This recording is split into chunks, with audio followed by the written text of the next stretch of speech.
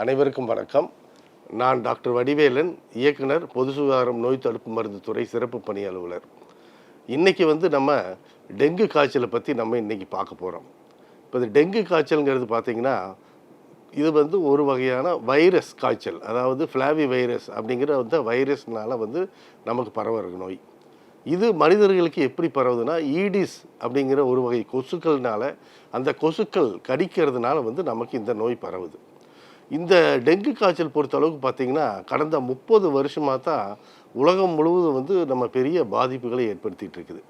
இப்போ இன்றைய நிலவரப்படி பார்த்திங்கன்னா, உலகத்தில் கிட்டத்தட்ட 105 நாடுகளில் நம்ம இந்தியா உட்பட 105 நாடுகளில் இந்த டெங்கு காய்ச்சலோட தாக்கம் இப்போ இருக்குது.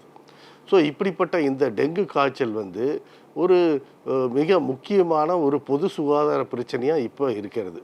தமிழ்நாட்டிலையும் பார்த்திங்கன்னா, இப்போது நம்ம ஆண்டு முழுவதும் இப்போ இந்த டெங்கு காய்ச்சலோட பாதிப்புகள் ஆங்காங்கே நமக்கு அதிகரிச்சுட்டே இருக்குது. ஸோ இது என்னென்னா, இந்த டெங்கு காய்ச்சல்னால் என்ன, அதை எப்படி தடுக்கலாம் அப்படிங்கிறத இன்றைக்கி நம்ம பார்க்க போகிறோம். இந்த டெங்கு காய்ச்சல் பொறுத்தளவுக்கு இது ஒரு வகை வைரஸ் காய்ச்சல். நான் ஏற்கனவே சொன்னேன். இது அந்த ஃப்ளாவி வைரஸ் அப்படிங்கிற வைரஸ்களாக ஏற்படுது. இந்த டெங்கு காய்ச்சல் வந்தால் என்னென்ன அறிகுறி இருக்குன்னு பார்த்திங்கன்னா, கடுமையான காய்ச்சல், அதாவது போன் பிரேக்கிங் ஃபீவர், உடம்பெல்லாம் மிக அதிக அளவில் ஒரு வலியோடு ஏற்படுத்தக்கூடிய ஒரு அதிகப்படியான ஒரு காய்ச்சல் ஏற்படும். இதுதான் மிக முக்கியமான ஒரு அறிகுறியாக இருக்கும். இது போக பார்த்திங்கன்னா நமக்கு தலைவலி, மூட்டு வலி, இது மாதிரி சோர்வு, இந்த மாதிரியான அறிகுறிகளும் இருக்கும்.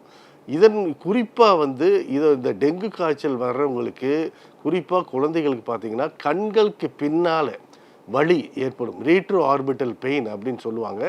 அந்த வலி இந்த டெங்கு காய்ச்சல் நிறைய பேர்த்துக்கு அது அந்த பாதிப்பு இருக்கும். ஸோ அந்த மாதிரி இருந்தாவே இது டெங்குக்கான அறிகுறிகள் அப்படிங்கிறத நம்ம தெரிஞ்சுக்கலாம். டெங்குவை பற்றிய மேலும் சில தகவல்களை அடுத்த வீடியோவில் நம்ம பார்க்கலாம். வணக்கம்.